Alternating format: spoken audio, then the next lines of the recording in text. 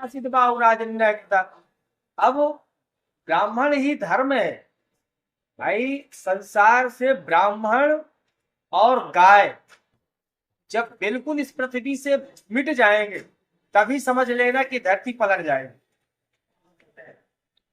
आज ऐसे भी ब्राह्मण हैं। राम राम मेरे सभी प्यारे भाइयों, आप सभी का स्वागत है आपके अपने चैनल सनातनी टेम्पल्स में। तो हर बार की तरह इस बार भी मैं एक ऐसा प्राचीन मंदिर लेके आया हूँ, श्री पंचमुखी महादेव मंदिर। तो ये मंदिर बिजलीगढ़ पर स्थित है। तो दोस्तों, आज इस मंदिर के बारे के इतिहास के बारे में जानेंगे पंडित जी के द्वारा। राधे राधे पंडित जी। राधे राधे भैया। अभी हम ये बिजलीगढ़ चौराहे पे आए हैं मंदिर के इतिहास के जानने के लिए। जी बिल्कुल। सर्वे भवन्तु सुखिनः सर्वे सन्तु निरामयः। थोड़ा तेज बोलना है। सर्वे भद्राणि पश्यन्तु मा कश्चित् दुर्भाग् भवेत्। यह बिजलीघर स्थित जी पंचमुखी महादेव मंदिर जी भोले बाबा के नाम आप से भी बैठ जाइए। प्रसिद्ध है। चूंकि यह मंदिर प्राचीन है और जी। भोले बाबा की विशेष कृपा है सभी भक्तों में। भोले बाबा जो हमारे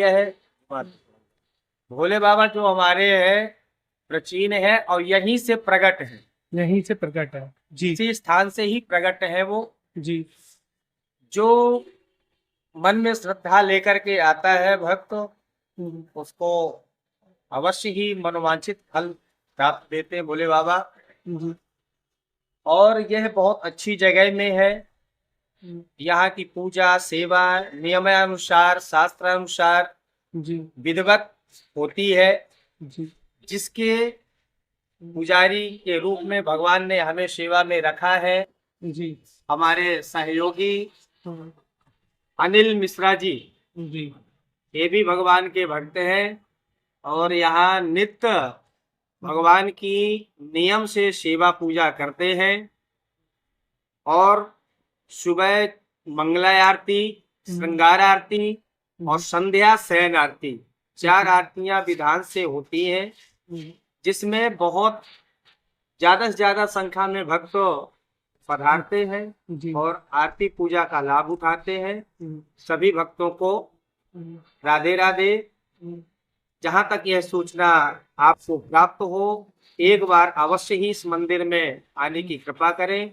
भोले बाबा की और हमारे हनुमान जी भी बड़े प्रसिद्ध हैं और सिद्ध भी है। और हनुमान जी को तो प्राप्त है अष्ट सिद्धि नव निधि के दाता, जिससे आप लोग भी सभी इस दर्शन का लाभ उठाएं। और यह बहुत अच्छी बात है हमारे हिंदू सनातन धर्म के लिए कि आप भक्ति भाव से जुड़े, धर्म से जुड़े। और जब धर्म से जुड़ेंगे तो भगवान की प्राप्ति होगी। और यही जीवन का लक्ष्य है। बड़े भाग्य मानुष तन पावा और सुर दुर्लभ शब्द ग्रंथ ही गावा। मनुष्य जीवन का तात्पर्य ही यही है। बोलिए राधे राधे। तो ये पंडित जी, ये मंदिर का उद्घाटन कैसे हुआ, कैसे बना था ये मंदिर? यह मंदिर जन सहयोग से बनवाया गया था जी। आज से करीबन 70 वर्ष पहले जी। और जब भोले बाबा यही प्रकट हुए थे, यही निकले थे, धरती से निकले थे। हाँ, यही धरती से निकले हुए थे जी। और यह बगल में बिजली ऑफिस था। के निकले थे तो चलते 5 मुख जी बगल में बिजली ऑफिस था। जी। इसी कार्य क्षेत्र के दौरान यहाँ भोले बाबा 5 मुख में प्रकट हुए थे। एकानन चतुरानन पंचानन राजे, पंचभूत पंचभूत स्वरूप में आए थे और सबका कल्याण करते हैं। जो जिस जैसी भावना से, वो तो जिनकी रही भावना जैसी प्रभु मुहूर्त देखी दिन तैसी। तो यह प्राचीन है और जो भी है यहाँ की व्यवस्था भी ठीक है। भगवान की कृपा से अच्छा है, सब कुछ अच्छा चल रहा है, इसमें कोई दिक्कत नहीं है। अब हम लोग ब्राह्मण में निष्ठा नहीं रख रहे हैं, क्योंकि ब्राह्मण एक धर्म का मूल है भैया। जैसे मान लीजिए आपके शरीर का कोई भी अंग गल जाए, सड़ जाए, रोगी हो जाए तो आप उसे कटवा सकते हैं जी। उसके बिना भी आप जीवित रह लोगे। अगर गर्दन कट जाए तो क्या आप रह लोगे? है संभव नहीं है। तो ब्राह्मणों से मुखमासित बाहु राजन रहता। ब्राह्मण क्या है? धर्म का मूल है। धर्म का धर्म किसने सिखाया? ब्राह्मण। ब्राह्मण ने सिखाया है। मंदिर मंदिर का निर्माण किसने कराया? ऋषि मुनियों ने। जी। और फिर ब्राह्मण को ही सौंपा। क्यों सौंपा? क्योंकि ब्राह्मण शास्त्र का ज्ञाता है। वो चाहे बेशक कुछ ना पढ़ा हो, लेकिन कुछ ना कुछ उसके अंदर ब्राह्मण तत्व की झलक होगी, ऑटोमेटिक होगी, है ना। जैसे कि एक डॉक्टर का लड़का, वो बेशक डॉक्टरी नहीं पढ़ा है, लेकिन वो कुछ ना कुछ दवाइयों के बारे में, डॉक्टरी के बारे में उसको नॉलेज हो जाता है। इसी तरह से ब्राह्मण है। ब्राह्मणों से मुखमासित बाहु राजन रहता।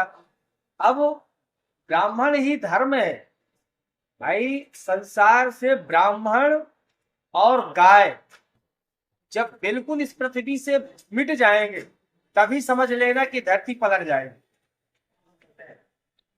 आज ऐसे भी ब्राह्मण हैं, संत हैं, जो तपस्या साधना में लीन है, साधना, गायत्री, नियम कर रहे हैं।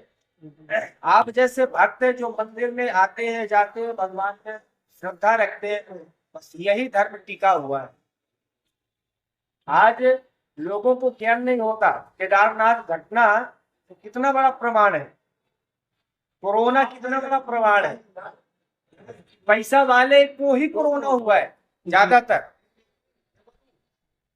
कोई उसमें पुजारी ब्राह्मण नहीं आया होगा, कोई गरीब झोपड़पट्टी का आदमी नहीं आया होगा। जी। क्यों नहीं आया? वो तो और न मास्क लगाने की सुविधा, न सैनिटाइजर लगाने की सुविधा, फिर भी नहीं आया। क्यों? जाको राखे साइया मार सके ना कोई, और बाल नवा का कर सके जो जगबैरी होए। अरे जिसके रखवाले परमात्मा है, भोले बाबा है, राम है, इसको भला कौन मार सकता है? कौन सा मर्द मार सकता है ना। ब्राह्मण धर्म का मूल है। अब माता पिता संत यही हमें सब संस्कार सिखाते हैं। संस्कार किससे मिलता है? माता पिता, संत, महापुरुष, ब्राह्मण। जैसे स्कूल में एक टीचर है, मास्टर, वही तो आपको विद्या के बारे में अध्ययन कराएगा। अब संस्कार की जो पद्धति है ये ब्राह्मण संतों से है। संस्कार संस्कृत से जुड़ा है। और जब संस्कृत का हम ध्यान नहीं, संस्कार का ध्यान नहीं देखेंगे, संस्कार की तरफ नहीं जाएंगे, तो संस्कृत का हम बिल्कुल नहीं जान पाएंगे। और संस्कृत नहीं जानेंगे तो धर्म नहीं जानेंगे, और धर्म नहीं जानेंगे तो फिर आसुरी प्रवृत्ति हो जाएगी। आधे असूर तो वैसे ही हो गए, है ना। अरे भैया, वो किसी ने भजन गाया था, गलत नहीं है कि कल पे बैठा बाज कुंडली, जाऊं मैं कहा जाऊं, अब हर घर रावण बैठा, इतने राम कहाँ से लाओ। तो काम क्रोध आज तो हर व्यक्ति में है भैया। एक 5 साल का बालक है, उसमें भी इतना क्रोध है कि अगर माँ कुछ कह दे तो गुस्सा होकर बैठ जाता है, उल्टी बातें सुनाने लगता है। ये क्यों? क्योंकि संस्कार नहीं। संस्कार नहीं। पहले जब माँ के गर्भ में बालक आता था तो उसे सत्संग, रामायण के बारे में, गीता भागवत के बारे में सुनाया जाता था। लेकिन आज पिक्चर देखते हैं, है ना, मोबाइल है, टीवी है। अब वही चीज बच्चा आप अनुभव करो कि 6 महीने बाद मोबाइल को जानने लगता है। जितना हम इंटरेस्ट नहीं रखेंगे उतना 8 महीने 6 महीने का बच्चा इंटरेस्ट रखता है। अच्छा रो रहा हो, आप बच्चे को मोबाइल पकड़ा दो, शांत हो जाएगा। क्यों? क्योंकि उसके अंदर गर्भ से ही वही संस्कार प्रवेश कर गए, है ना। श्रीमद् भागवत में परीक्षित को भगवान ने गर्भ में ही जाकर के दर्शन दिया। गर्भ में गए, क्यों गए भाई? उनकी माँ भगवान की भक्त, उनके पिता भगवान के भक्त। अब वो स्वयं गर्भ से ही भगवान की भक्ति करने लगे, तो आकर के भी फिर भगवान के जब जन्म हुआ तब भी भगवान के भक्त। फिर जब उनके मृत्यु का समय आया तब भी भगवान सुखदेव रूप में आ गए और उन्हें मृत्यु से बचा लिया, है ना। तो धर्म बहुत बड़ी संस्कृति है भैया। और यह सनातन हिंदू सनातन, आज हिंदू सनातन स्वयं अपने धर्म से विमुख हो रहा है, अपने धर्म को नहीं जान रहा है। आज हमारा 15 साल का बच्चा हनुमान चालीसा करना नहीं आता उससे। अगर आप उसे खूब शिक्षा दो कि भैया सबसे राधे राधे बोलो हाथ जोड़ के, तो शर्म लगती है। चश्मा लगा के चलने में, फटी पैंट पहन के जींस, शर्म नहीं लगेगी, पर हाथ जोड़ के राधे राधे करने में शर्म लगती है। तिलक लगाने में शर्म लगता है, सीखा रखने में शर्म लगती है। बताइए कितने दूर चले गए हम संस्कृति से, सनातन से, है ना। इसलिए सनातन को अपनाइए। हर हिंदू को चाहिए भगवान को, अपने धर्म के जो भी भगवान है, राम कृष्ण भोले बाबा, और अपने पूर्वजों को पहचानिए, अपने धर्म को पहचानिए, अपने धर्म के संग रहिए। इसी में जीवन का कल्याण है ना भाई। हम मनु और शत्रुपा की सब संतान है। इसकी मनु और शत्रु। मनु और शत्रुपा की। हमारे पूर्वज कौन कहलाए? मनु और शत्रुपा। हमें इसीलिए मनुष्य कहा जाता है, इसीलिए हमें मनुष्य कहा जाता है, क्योंकि हम मनु और शत्रुपा की संतान है। यह मनु और शत्रुपा ब्रह्मा जी के बामे और दाहिने अंग से इनका प्रागट है, जन्म।